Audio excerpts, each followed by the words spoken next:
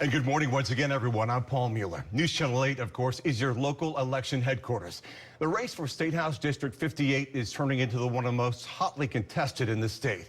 Just days after the special election, last week we spoke with Republican Lawrence McClure, a political newcomer who has extensive experience in agriculture. Now, McClure beat out Yvonne Fry, a Plant City native with a long history of civic and community activities in the rural and small town district that raised 55 to 45%.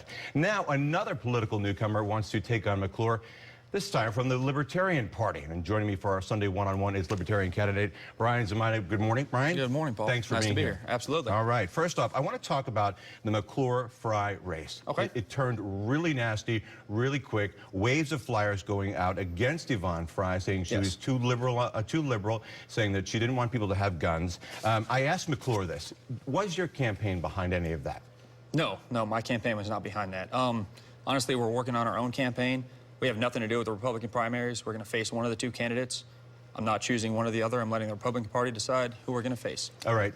You heard me say the words political newcomer, and it seems every week on our program I use that phrase. I guess we have a lot of political newcomers joining the fray this year. You are an engineer by trade. Why jump into politics now, and why this race? You know, it's interesting. Political newcomer, correct, in the public eye. I have been debating the principles of reduced government, of getting government out of your face, getting it out of your pocket, getting it out of your bedroom for as long as I can possibly remember. You know, going one-on-one with this person here at the restaurant, this coworker over there.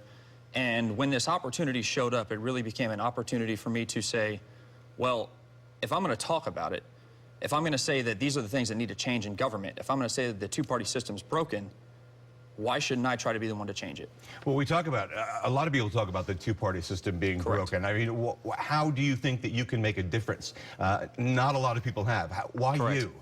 Why me? I'm not beholden to one of the two parties. And that makes a big difference. So when I walk into the room, I truly have just the goal of reducing government on my mind. I am not one of the two people that needs to say, all right, I'm a member of the Democratic Party, therefore a Republican puts something forward.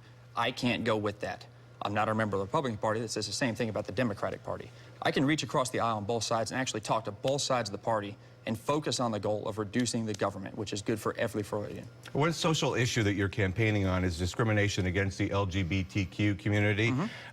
Two separate anti-discrimination bills failed, even one about housing discrimination. So how would you get such bills passed if you were elected? You know, honestly, you've got to reach out and look at people and say, look, is it the government's job to push your own personal morals? It is not the government's job to decide what the morals of a community are. So it's really going to be having to speak to the people and say, the government cannot be the one that does this to these individuals. If they've chosen to live life or if they were born a certain way, if they're not causing anyone harm, why is it the government's job to tell you, why is it the government's job to make you live a certain lifestyle? And that's really not right.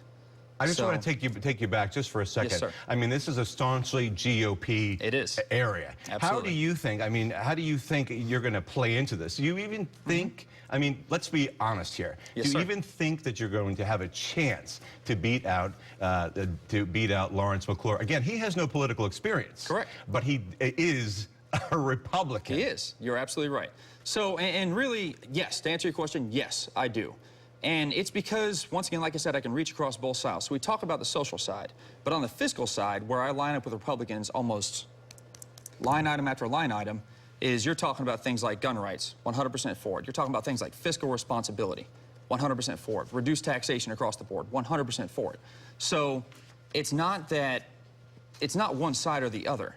Yes, I have some views as a libertarian that don't line up with the Republican Party, but I have a lot of views that don't line up with the Democratic Party either. And a lot of Republicans, truly, when they look at themselves, they realize they are libertarians. I have a minute and a half, and I have so many questions to ask, Yes, so sir. let me do it quick. Let's talk about the opioid crisis. And I understand that you have a very interesting take on how to solve the problem by using medical marijuana. 20 seconds. I know it's not a lot of time, but go. Absolutely. So my wife is a surgeon that works at Tampa General Hospital. And when they go into surgery, a lot of times you prescribe opioids to help the pain.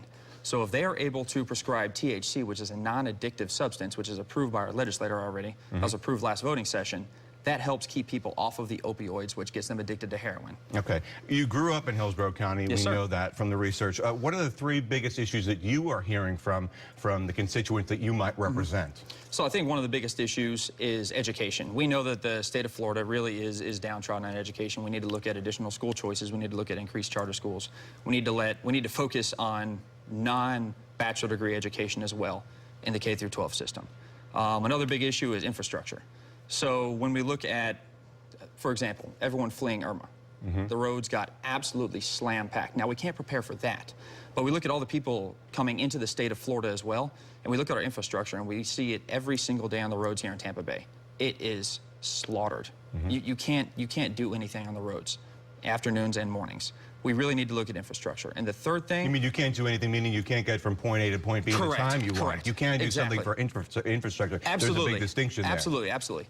The government could do something for infrastructure to help boost that up, and that's even reaching out to private firms to look at things like light rail in the area. Right. And honestly, the third issue is something that people aren't talking about, and that's litigation reform, tort reform, if you will. We'll get more on that. We'll put it on our website. Bryan Yes, sir. Zemina, Libertarian candidate for House District 58. Thank you very much, Paul. I appreciate it. Appreciate you being here this Thank you. morning. All right.